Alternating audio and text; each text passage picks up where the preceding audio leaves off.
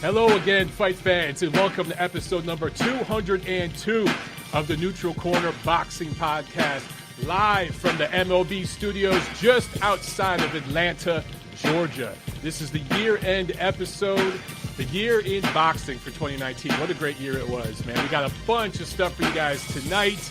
I'm so excited to be coming to you live from the MLB studios. I've worked my butt off to get this thing up and running. It is great.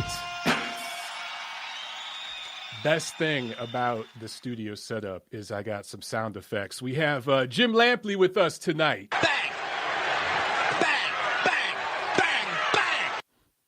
That's right, Jim. Bang! Bang, baby. It happened! It happened! It happened! The MLB studio is up and running. All right, guys. So obviously I'm excited. I'm happy as hell to have this thing working. And It happened! It happened! It only took a couple years to get this going, right? So I'm figuring everything out. Obviously, some operator error here as we got things started a few minutes late. So apologies for that. Let us know how the volume sounds, how the audio sounds, obviously, the different levels. If we need to turn sound effects and music up, down, whatever. If the lighting looks good. You guys got to be digging the background. I mean, how awesome is that? We've got magazines from various decades in the boxing world back here. It's just so cool that I contribute to several of these publications now all over the wall here in the studio. So year-end awards. All right, we're going to give the MLB awards today. Tell you guys who I think is the best in the year of boxing in different categories. This is TNC for the week of January 4th, 2020. Holy shit, 2020 is almost here. Man, this year flew by. It's been a tough year, but it's almost over. And now we get to celebrate a new one. I think 2020 is going to be awesome, man. All right, guys, your weekly fee for this episode, I need you to get over to Spreaker, and follow us there. All right, we need more follows on Spreaker. What we're going to start doing now with this studio setup, we're not quite there yet. It's going to take a few weeks to get the logistics down. But we're going to go simultaneously live on YouTube and Spreaker. So for those of you who can't watch on YouTube live and you just want to hear the audio version live, you'll get that on Spreaker, okay? And there's a chat on Spreaker and the whole nine. So I need you guys to go over to Spreaker, follow us there, like, review, all that good stuff, all right? And spread the word about that side of it. Yes, so that is your your homework for episode 202. Let's get into some real quick news. We got a couple weeks worth of fights to review, and then we are going to, there's actually a card tomorrow night to preview, and then the year-end awards, all right? So real quick, I want to talk about ratings just super quick. I don't want to spend too much time on this, but I noticed a trend, and it's a concerning trend. I hope it's a one-off. But Charlo Harrison, their rematch, peaked at 2.2 million viewers, which is a good rating, the second highest of 2019, just below Charlo Korobov, though, last year, right? So a similar card last year did a little bit higher, and it was the same thing with the Crawford-Kavaliauskas card. They had Top Rank had a card on ESPN at the same time last year that was a little bit higher. So both year-end shows, both PBC on Fox and Top Rank on ESPN, slightly down from similar cards last year. So that's a little concerning to me. I don't know if maybe that's the DAZN effect or if it's just a one-off, but something to keep an eye on. So next year, hopefully, we don't see that trend continue. We see next year's year-end cards bump up slightly. We'll check on that, right? We'll keep an eye on that. So the other big news over the last week, Wilder Fury 2, it's official. Tickets are on sale, and from what I'm hearing, they're moving pretty well. They're priced pretty high, so I don't know how all that's going to work out. Of course, there's a huge buy-in up front. Then there's the secondary market, and depending on how those sales go, you might start seeing some discounts and everything as we get closer to the fight. So for right now, I've talked to some ticket broker friends of mine. What do we do? Should I tell people to buy in right now or to sit tight? My ticket broker contacts have told me sit tight. Don't get those tickets quite yet. Let's see if the market fluctuates and kind of levels out and corrects itself. and you guys might be able to get some deals. All right, so I'll keep you posted on that. Okay, real quick rundown of some of these cards. February, December 20th, Matchroom from Talking Stick Resort Arena in Phoenix. This was on the zone. Daniel Jacobs, 5th-round retirement win over Julio Cesar Chavez Jr. with a broken nose. Leaves, quits. I'm going to say quit, and I don't like to use that word, but I do think he kind of walked away from that one when he could have stuck around. We've seen tons of fighters go forward with broken noses. I've seen guys bust their nose in sparring and continue. So, look, I think Chavez Jr., look, what more do I need to say that hasn't been said over the last couple of weeks, really over the last couple of years? He's entitled, he's privileged, and he's pretty damn delusional. But you know what? I'm having fun trolling with Julio Cesar Chavez Jr. You guys who follow me on Twitter, you've seen me calling him the GOAT and having a little fun with that. I called him my fighter of the decade. And you know what? I'm going to keep rolling with that because Junior, for me, is nonstop entertainment. We all knew Jacobs was going to win that fight. The way he won it, and then the chaos that happened after that, where people were getting pelted with beers and everything else, it was like WWE shit. It was like a Rocky movie. It was entertaining as hell. So you know what? Junior's the GOAT. That's all I got to say. On the undercard, Julio Cesar Martinez Aguiar from Mexico. TKO 9 win over Christopher Rosales out of Nicaragua. That was a damn good fight. So Martinez wins the WBC flyweight title. Great performance from him. Definitely want to see him again. That following Saturday, December 21st, PBC on Fox. I just talked about Charlo Harrison. Harrison was winning that fight through 10 rounds. Charlo comes through with the knockout at the end. Tony Harrison has always been an unfocused, incomplete fighter, in my opinion. He's just missing that extra element that you need to be an elite level fighter. He just doesn't have it. So he had enough to box well and win rounds and was winning the fight against Charlo, and then just fell asleep and got stupid in the 11th round and got knocked out. That's 100% on him. Props to Charlo for coming back from behind to win. But I think the first 10 rounds of this fight, seeing how Harrison did so well and how, I don't want to say amateurish, but how limited Charlo looked for a lot of those 10 rounds, it just goes to show you, man, that I think, honestly, Charlo's just limited. He's just, all the hype, he doesn't live up to it. Maybe he can develop. He looked somewhat improved from the first fight, but did he look that much improved to you? I expected more improvement from Charlo in this rematch with Harrison. So I was actually a bit let down. There's still a lot of development that needs to happen there. And you can't call the Charlos prospects. They got titles. They're contenders now. They've had titles for a while. This is just who they are. I just think they're a half notch below where some people want to put them. Remember, there were people putting them on pound for pound list. They're just not on that level, in my opinion. Maybe I'll be proven wrong in the future. It wouldn't be the first time. Also on this card, Colombian Oscar Escandon, who had lost 4 of his last 5, scores a KO1 win over Jack Tapora of the Philippines with a body shot. That was an upset special in the featherweight attraction. And heavyweight action, Efe Ajagba gets off the canvas in the 3rd round, scores a KO5 win over Iago Kaladze, who is 0-4-1 of his last 5. And Kaladze was down in the 2nd and the 5th. His corner throws in the towel. So Efe Ajagba, powerful, but boy, is he stiff and robotic and limited too. So he's a prospect, though. You expect that from prospects.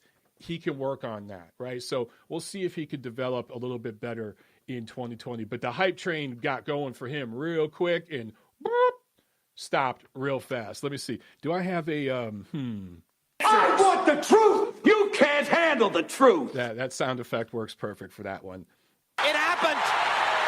It happened. I'm just going to play some more Jim Rampage. Bang, bang, bang, bang. I just, that never gets old. Bang, bang, bang, bang, bang. You know what Efe Ajagba is not? We are firemen. He's not a fireman. We are firemen. Not quite yet. I want the truth. You can't handle the truth. That's the truth, but he'll develop. He'll develop. Give him time. Okay, Monday, December 23rd, from Kanagawa, Japan, ESPN Plus. Chocolatito Romo Gonzalez scores a TKO 2 win. Also, Ryota Murata scores a TKO 5 win over Stephen Butler. Murata is still really, really stiff in the upper body. Entertaining, fun, punches and bunches. When he starts early, when he gets started early and gets the engine and the motor running early, he's entertaining, but limited. And if he ends up fighting Canelo, he's going to get pieced up pretty bad. I even think Demetrius Andrade, I think, would box circles around him. Charlo would be interesting because I think he'd land on Charlo.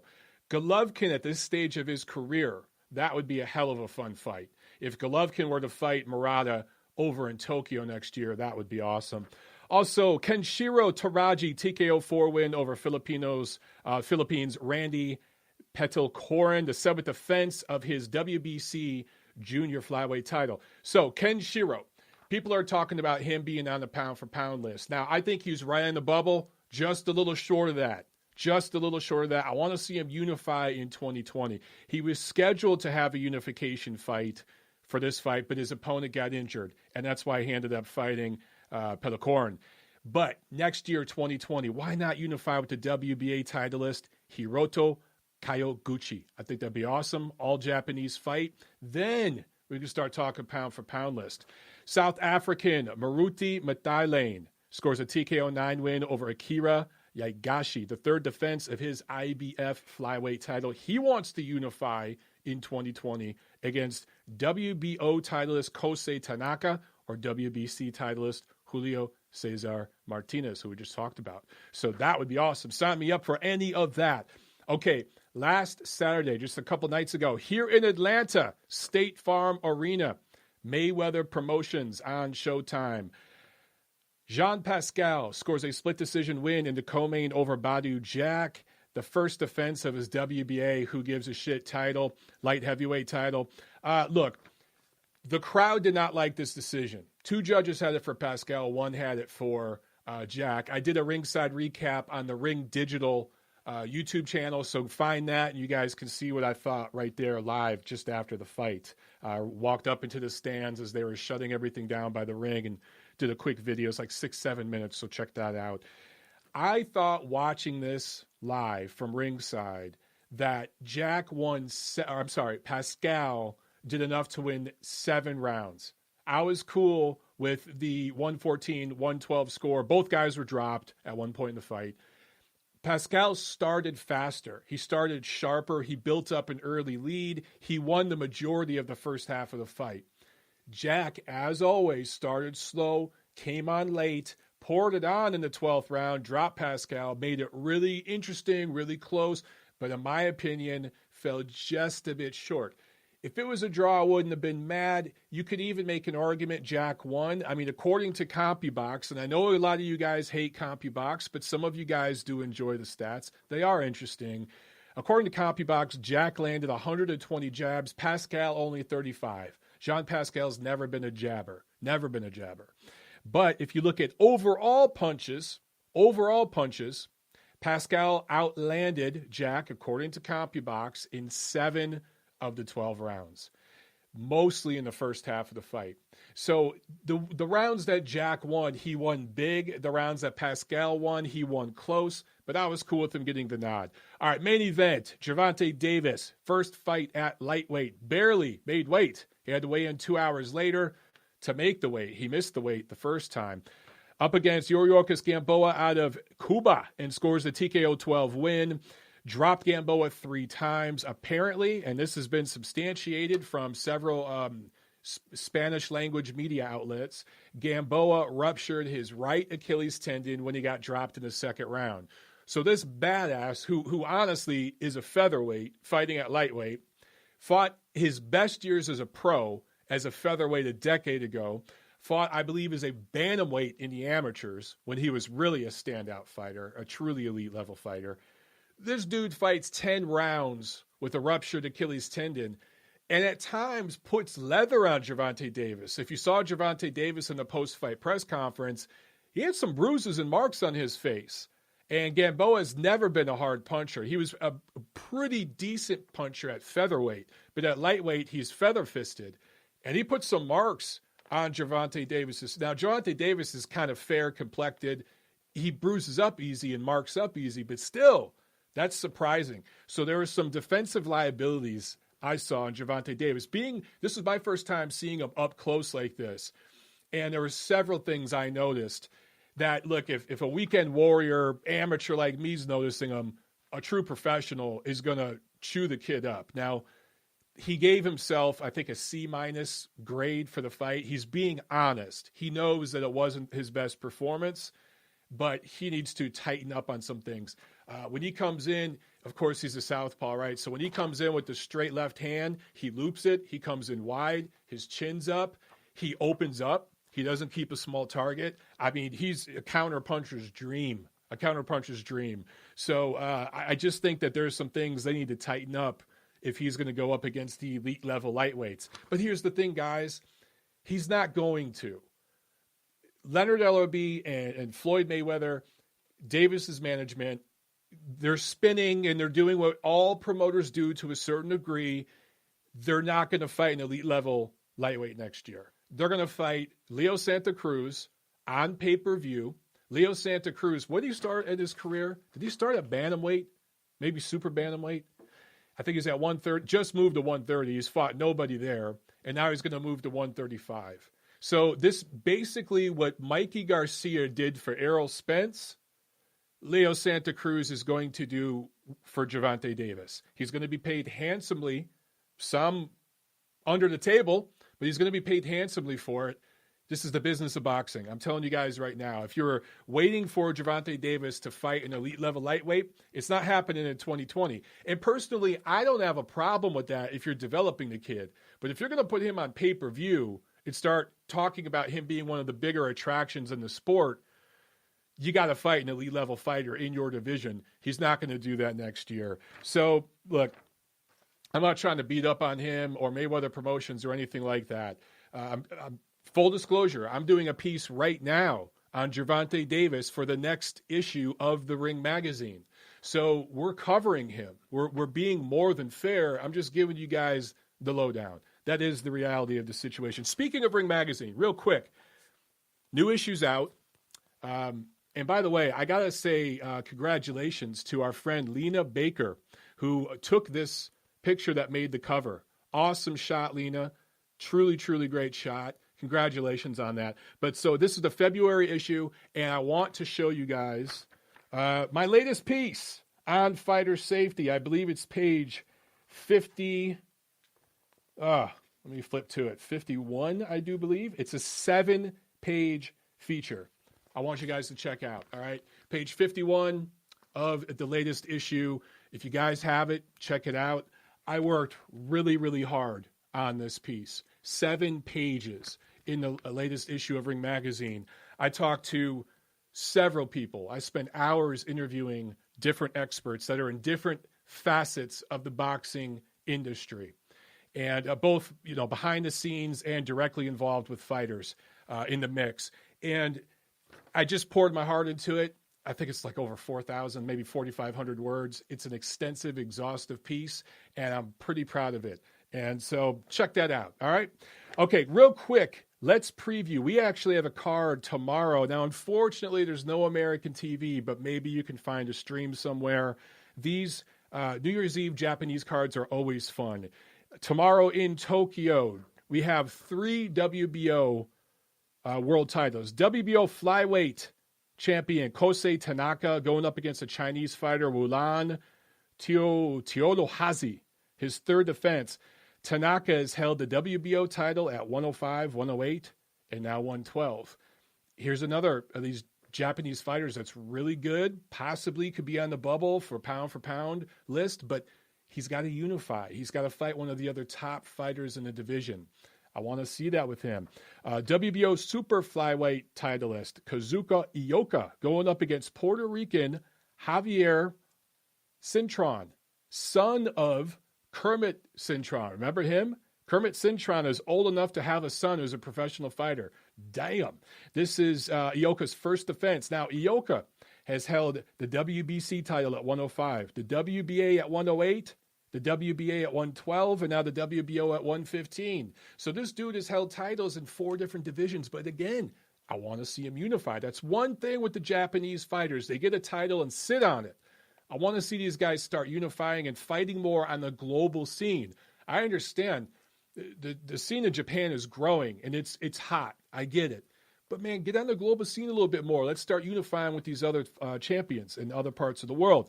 Vacant WBO Super Bantamweight title also on the line. Yusaku Kuga going up against Filipino fighter John Rael Ramonal. I'm probably butchering his names. So they're fighting for that title too. Okay, guys, so that is what's up tomorrow in Tokyo. If you could find a stream of that, highly recommend it. I think it's going to be Can I at least get laid? You know what I mean? I've been robbed of most of my money. Can I at least get a blowjob? Damn, Mike Tyson. The meatloaf! We want it now! The meatloaf! What other sound effects do I have on here? You guys remember when Carl Lewis tried to sing the national anthem? And the Rockets! Red flag! Uh-oh. Some of you younger guys will have no idea what that is. Look it up. It's hilarious. Carl Lewis, one of the greatest track stars of all time, tried to sing the national anthem. It was glorious. By the way, I'm having some Ciroc here. I'm sipping on some brandy in my brand new studio because it's a celebration, baby. This has been a long time coming. Let's go ahead and have a round of applause for MOB Studios. Salute, guys.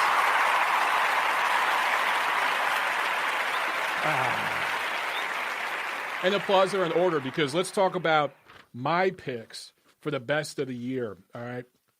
And then maybe we'll get to some Q&A here. We got Tiff in studio just off camera, and she can get all you guys' questions there. Canada Chris asking, do I remember when Roseanne did the anthem? Hell yeah. How could you not? That was hilarious. For me, when Carl Lewis did it, he took it really serious. Roseanne knew she couldn't sing. She was just being crazy. She was being an idiot. But Carl Lewis went up there like, I'm going to break it down. He thought he was being all smooth. And everyone was so excited, and he went up there and just butchered it. And then he tried to hit a high note, and his voice just went out. And he just went, and the Rockets! It just voice cracked like he was going through puberty. And the Rockets! Red flag! It was just the best. And the crowd immediately started booing him.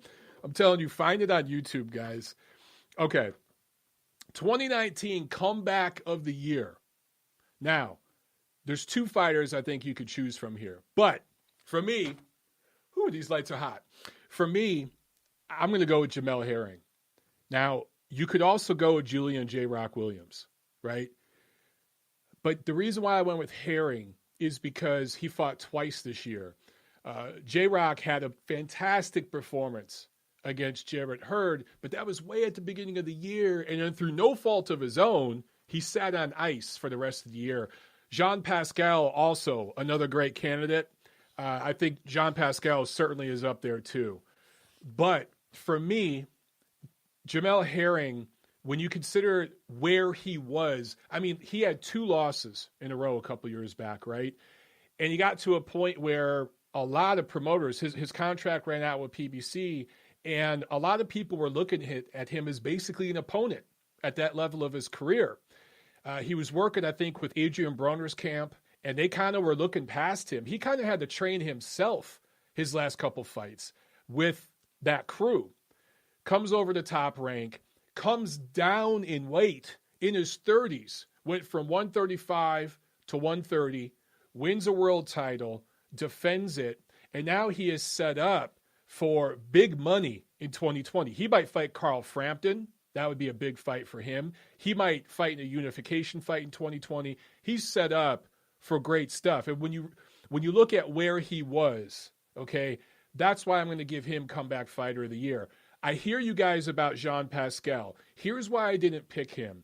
Jean Pascal's a former champion. He's had titles before. He's had higher heights than where he is right now. He had a good year, better year than anyone expected, but he's been a champion before, right? He's seen as a good fighter at his best. Jamel Herring was an afterthought. Again, people thought he was going to be an opponent, and his previous management, that's what they were starting to use him as, and he saw the writing on the wall, and that's why he made a change. But he was being seen as an opponent to build prospects' resumes off of. Now he's world titleist, and he's set up for big money, big business next year. He headlined cards. He went from being an opponent to headlining events on ESPN. Okay, that's just a huge shift for him, and that's why I'm going to go with Jamel Herring. I hear you with Jean Pascal. I also hear you when it comes to Julian J. Rock Williams. Those guys, big comeback years. I'm just saying, when you look at the climb Herring had this year and it's going to continue into 2020, I think it's pretty damn amazing. He also just happens to be an awesome guy, a great person. Upset of the year. This is pretty easy, right? Come on. Who doesn't have Andy Ruiz TKO 7 over Anthony Joshua? That's not just the upset of the year. That's the upset of the decade, okay? I don't think it's as big of an upset as when Buster Douglas beat Mike Tyson. I don't even think it's as big as an upset as some of the other heavyweight big upsets at the heavyweight division that we've seen in the last 20, 30 years. I just don't. It's just not there. But it's absolutely the upset of the decade. It was huge. It was absolutely huge. And that also brings us into the best round of the year. The third round of that fight, man. If you weren't out of your seat, either jumping up and down cheering or crying if you're an Anthony Joshua fan or whatever it is, you're not a human being. I mean, in that round, Anthony Joshua was down twice. Andy Ruiz was down once. To see, when Andy Ruiz got dropped, everyone was basically like, yeah, okay, this is going according to script. Won't be much longer now before AJ finishes him. And then seconds later, AJ's on the canvas. You're like, what? And seconds after that, he's on the canvas again. We are firemen. Yes. We are firemen. Yes, Andy Ruiz We are firemen. was a fireman that night. The meatloaf. We want it now. Andy Ruiz, meatloaf. he loves his meatloaf. The man loves his meatloaf. What can I say? There was a lot of bang in that fight. That was a great round, man. Round 3 of Ruiz Joshua 1. Clearly the round of the year. Let's talk about the event of the year. And here's where I think people are going to disagree. We're going to have some disagreements. But I think the rematch between AJ and Ruiz, that has to be the event of the year. Number one, it was the most anticipated fight. Number 2, it was the biggest purse. $100 million plus. I think it was a $40 million site fee, okay? Nothing came close to that. Nothing. So it was the biggest event financially. I think it did worldwide over 20 million live views, or I think it was over 30 million live views if you count illegal streams and all that, if you count all that. It did a huge rating globally. And then the stakes, obviously, were huge. Also, the controversy of the event, because it was in Saudi Arabia, the deplorable human rights conditions there, the hypocrisy of taking a prize fight over there, some of the criticism for some women in the media that travel over there to cover the event, but play social justice warrior on their Twitter accounts, right? And I'm not singling anybody out when I say that. I'm saying just in general. The hypocrisy many saw with Eddie Hearn, bringing an event over there, right? All of that, whether it's controversy, good, bad, ugly, money, everything involved makes it the event of the year, in my opinion. The event of the year doesn't necessarily have to be all positive, right? It could also include controversy. In fact, that makes an event bigger a lot of times. So here's my runner-up, though, and this is where you guys are going to slap me. Some of you are going to laugh at me. I'm telling you, the KSI Logan Paul, that fight, I didn't like it. I thought it was a sham. I thought it was insane. Yeah. But this was an event between two YouTube guys that have 40 million subscribers. This was a pro debut between two guys who don't even have amateur records. It was watched by millions of people live. And these guys got 7-figure payday. It was $900,000 was the purse, but there was upside. They got 7-figure paydays for their pro debut. Again, I'm not saying the event of the year has to be good or positive. It can be shitty.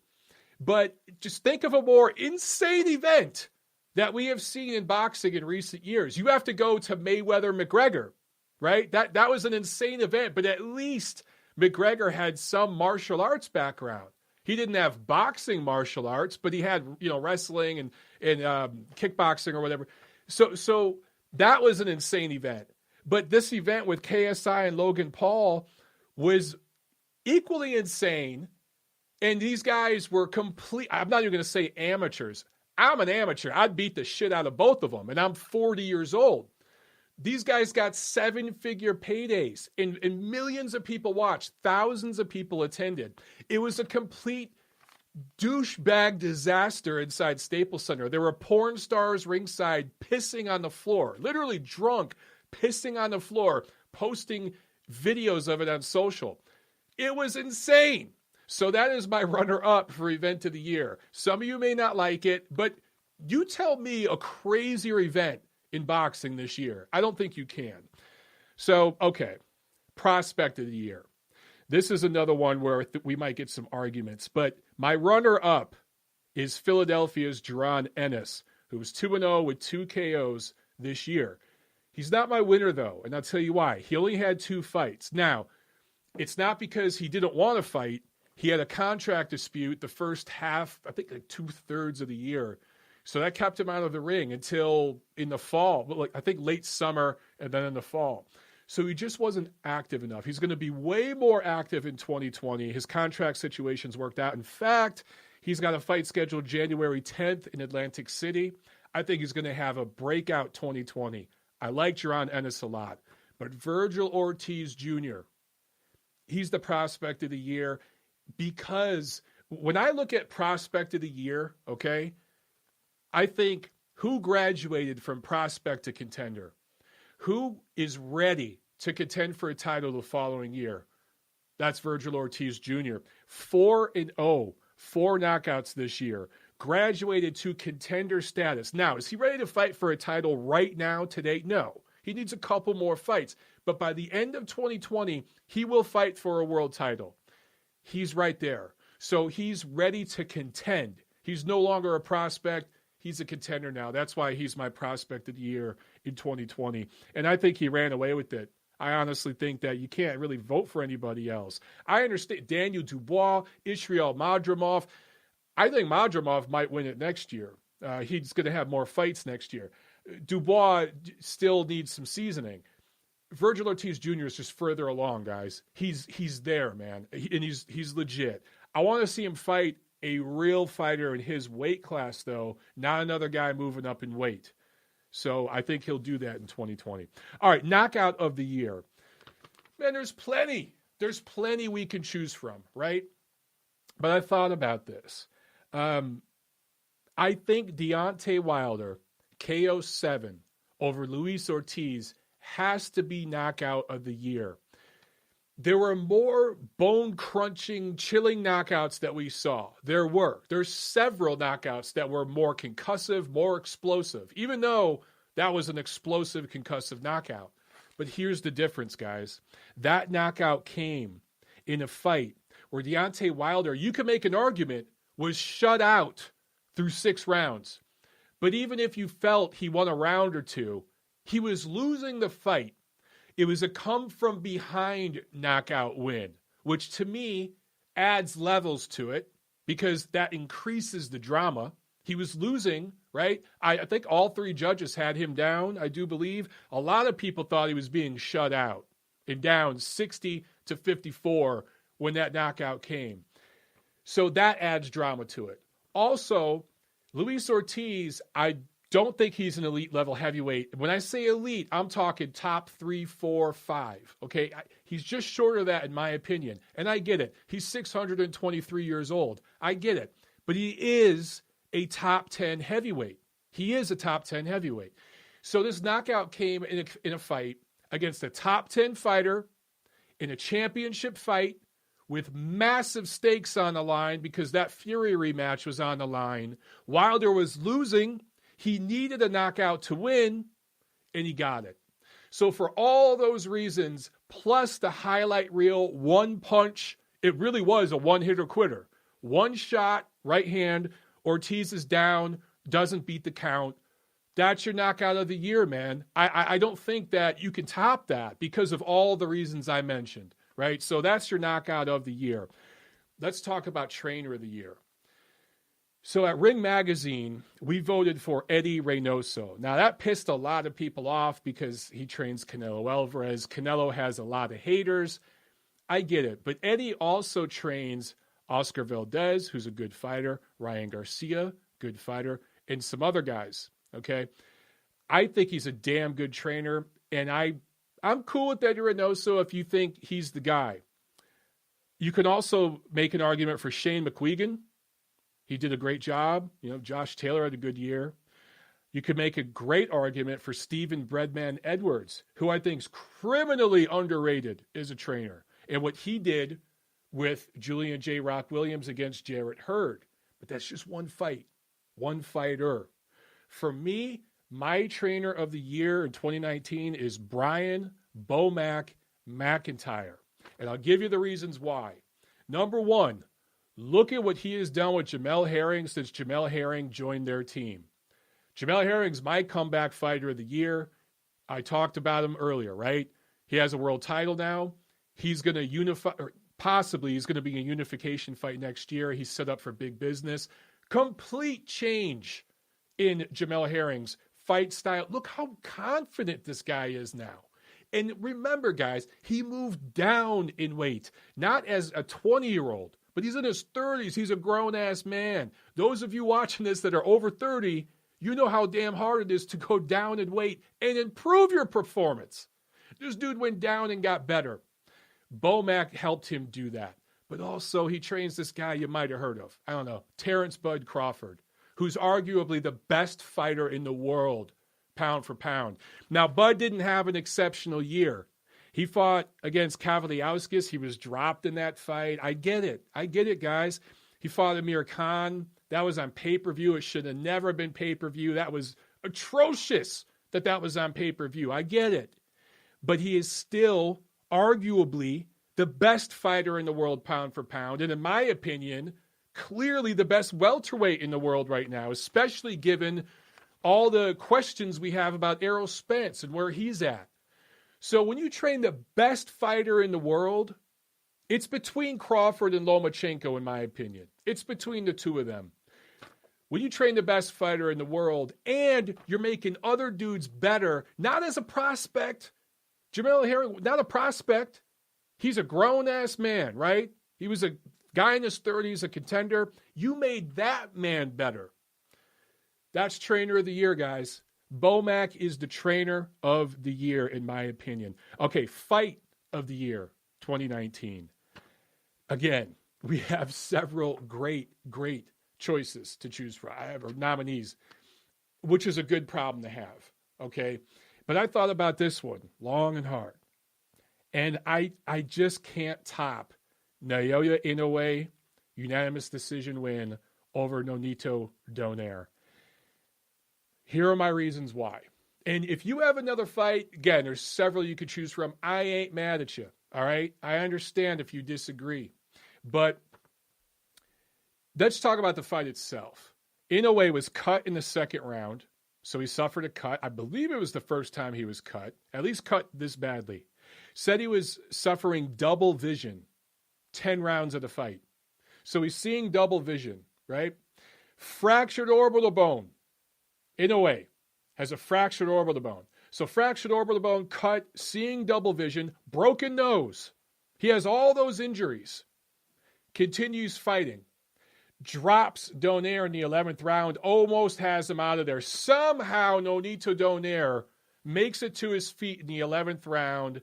And I get it. Some people are like, oh, the ref should have stopped it. It was a long count. The ref got in the way. I don't give a shit. I'm glad the ref let him continue. I'm glad we got a 12th round. Fantastic fight. Donaire, the future Hall of Famer, the proven cleanest fighter in the sport. I'm going to go ahead and take it a step further. The proven cleanest athlete in professional sports. Yeah, that's Nonito Donaire. future Hall of Famer, turns in an outstanding performance, passes the torch to a new star. Basically, what Vladimir Klitschko did for Anthony Joshua, that's what Nonito Donaire did for Naoya Inoue. Oh, and by the way, this was the finale of the World Boxing Super Series tournament, where the best fought the best for over a year. Couldn't have had higher stakes. This was in Japan, where Inoue's from, obviously. He's a huge star there. The stakes couldn't have been higher for him. We just talked about, at the top of this show, Julio Cesar Chavez Jr. quitting with a broken nose, right? Inoue, I'm going to repeat this. Broken nose, fractured orbital bone, double vision, cut, bleeding.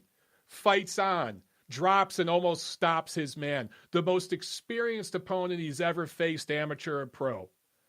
Fight of the year, 2019. Oh, and by the way, it was on in the morning. I got to wake up on a Thursday morning, I believe it was. Was it a Thursday morning? Drinking my morning coffee, watching this shit before I went out for my morning run. Not bad. Pretty damn cool. So, off that performance, fighter of the year, Naoya, the monster, Inoue.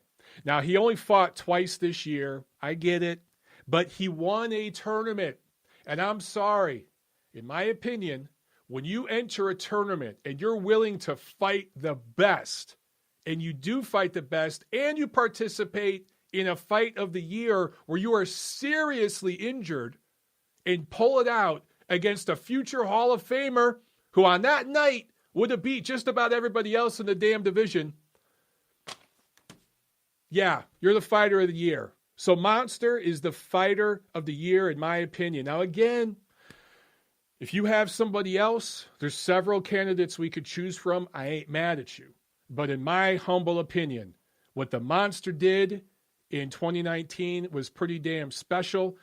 He wasn't a runaway for the award. Like last year when Alexander Usyk won it, he was a runaway. No, you couldn't vote for anybody else. This year, you can make a legitimate argument for a few different guys. You really can. In Ring Magazine voted for Canelo Alvarez. I disagreed with that.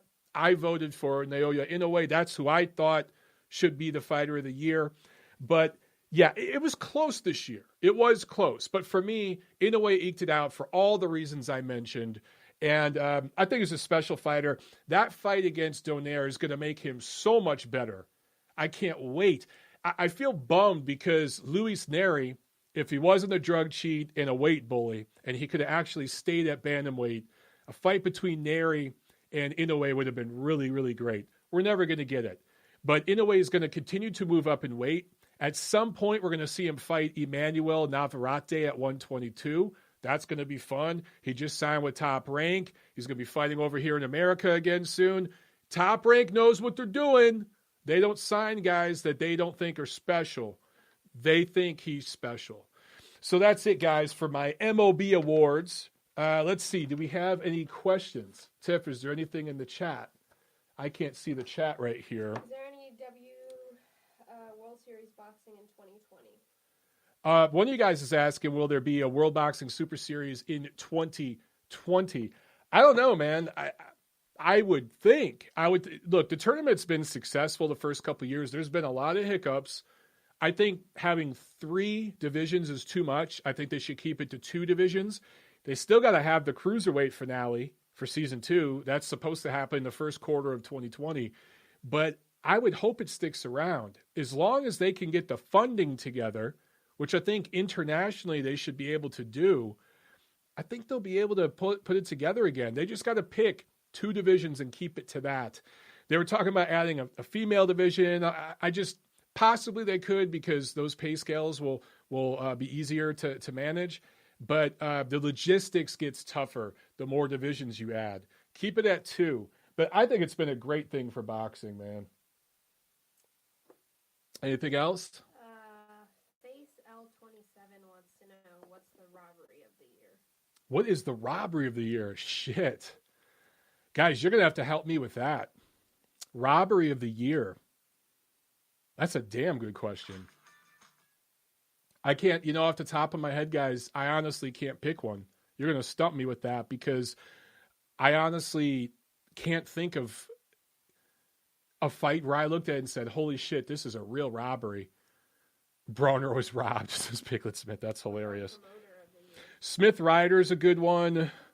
I think Munguia versus the Irish kid. A lot of people thought that he got ripped off, but a lot of you are saying Smith Ryder.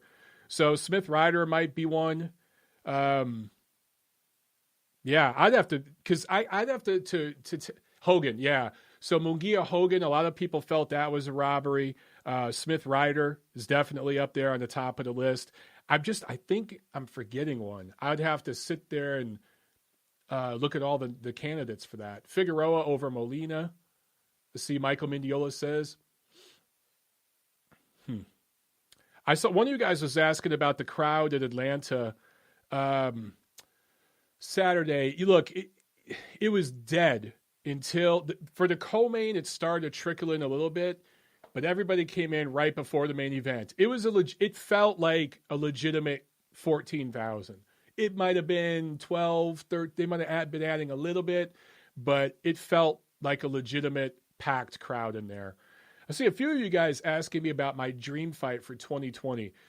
The fight that I want to see is between Errol Spence and Terrence Crawford. We're not going to get it. What else would be? Even after the incident? No, I think the accident's going to delay it even more. Or do you think it's going to impact his fighting ability moving forward? Tiffany's asking me, will the accident affect Errol Spence's fighting abilities moving forward? I'm going to say no. I'm going to say he's young enough that he's going to recover from that and he'll be okay. He seemed slow when he was responding. Yeah, he seemed a little slow in his interview the other day on PBC, but he's never been great on the mic, and he was probably pretty nervous because there was a lot riding. It was his first public appearance since the accident. So, you know what? As far as a dream fight next year, I'm excited for Lomachenko Lopez. I think that's going to be a good fight. That's going to be fun, man.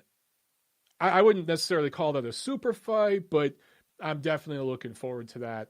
I think you're going to get Wilder and Fury twice. Actually, we talked to Tim Smith, who's one of the top guys at PBC Saturday at the Tank fight. And I asked him about that. Are you guys going to do that fight twice? And he said, well, if somebody gets knocked out in the first round, February 22nd, no. But if it's a close fight, yeah, we're going to do it again in the summer. So you're going to get that fight twice. And look, if the rematch between Wilder and Fury is good and they do it again, hey, that's a good quality matchup. What about Promoter of the Year? Promoter of the Year. Okay, you know what? Promoter of the Year, that's a good one. Top Rank had a down year, in my opinion. The thing with Top Rank, they have a down year and a big year, a down year and a big year. That's just the way it always works for them. They build and set up and develop in one year, and then everything falls into place the following year, and they repeat. This was a development year for them. 2020 is going to be a good year for Top Rank. This year, I think Matchroom was the Promoter of the Year. Matchroom Boxing really improved with their American cards. They had a couple of good, successful American cards. They're developing that wing of Matchroom Boxing. They had the big event of the year with that rematch. So, yeah, I think you got to give it to Matchroom. Oh, we got a super chat pledge from Fried Pork. He says, congrats on your new studio mic. Thank you so much, Fried Pork. You're making me hungry with that name. All right, let's get some more sound effects going here. Let's see. The meatloaf! We want it now! The meatloaf! Which one? William Hung. I don't think I have that one on here. You do? Nuh-uh. I thought you did. Nope, we don't have that one on here. I wish I was 50 years younger and I'd kick your ass. Oh, that's Bang! Bang! Bang! Bang! Bang! Oh, I'm going to have so much fun with this shit. Oh, my God. Goodfellas Pulp Fiction says, Paulie Malignaggi's commentary is like music to my ears. I didn't get to see, obviously, Paulie's commentary, but I heard it was spot on. SSB 28, who is the disappointment of the year in 2019? Damn. Good question. Man, You guys are going to have to help me with that one too, because I'm just, off the top of my head, I think Julio Cesar Chavez Jr., because that just happened. But honestly, yeah, Mendiola. Yeah, he said disappointment of the year is Andy Ruiz for sure. Yeah, you know what, Mendiola, I agree with you, because he was almost like the breakout star of the year and the disappointment of the year all at the same time. You know what I'm saying? And then I see Goodfellas is saying Keith Thurman. That's interesting. Anton M with a good one. Tyson Fury. Dude, you know what? All things considered, I think Anton's spot on with that. Anton's right. Tyson Fury's the disappointment of the year. Look at who he fought this year. To me, considering, he's ranked, many publications have him ranked as the top heavyweight in the world. And what did he do this year? He didn't do dick. So, yeah, you know what? You could definitely make an argument for Tyson Fury. SSB28 is saying Callum Smith. You know what? That's another great shout out. Callum Smith looked like stir-fried shit in his last fight. Between us guys, I'll let you in a little secret. He's having a lot of trouble making 168. He's going to be at 75 soon enough, but they might go for a cash out with Canelo first. So I think he was definitely a disappointment. I wish I was 50 years younger and I'd kick your ass. Don't you just love Larry Merchant? Oh, we got some requests for Harold Letterman clips. We got some. Don't worry. We just don't have them loaded yet, but I got some. Okay, Jim. I got that one. We'll have that one pretty soon. Jeremiah Presser says Leo Santa Cruz was crap too. Damn, bro. That's on point. SSB 28 says Mikey Garcia was crap. You know what? He's right too. You guys are definitely hitting some good suggestions, man. Can I at least get laid? You know what I mean? I've been robbed of most of my money. Can I at least get a blowjob? Yeah, the man just wants a blowjob. I'm trying to think what interview Mike Tyson actually said that in. I can't remember.